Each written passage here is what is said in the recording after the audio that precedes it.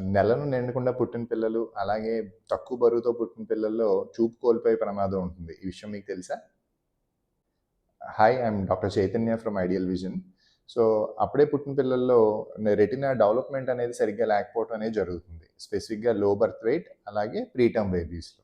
So, వీళ్ళకి మనం first 15 days లోపే మనం రెటినల్ చెకప్ అనేది కంపల్సరీ చేయించుకోవాలి. ఎందుకంటే వాళ్ళలో రక్తనాళం డెవలప్‌మెంట్ అనేది స్లోగా ఉంటుంది. ఎందుకంటే ముందు పుట్టేసారు కాబట్టి. సో, ఆ రక్తనాళం డెవలప్‌మెంట్ కంప్లీట్ అయ్యే వరకు మనం ట్రాక్ చేసుకోవాలి. ఒకవేళ అది డెవలప్‌మెంట్ అవ్వకపోతే నరం కట్ అయిపోయే ప్రమాదం ఉంటుంది. సో, వాళ్ళకప్పుడు నరానికి ఇంజెక్షన్ లేదా లేజర్ ద్వారా ట్రీట్మెంట్ ఇస్తాం. సో, ఇలా ఇవ్వటం వలన వాళ్ళకి చూపు డ్యామేజ్ అవ్వకుండా మనం సేవ్ చేసుకోవచ్చు.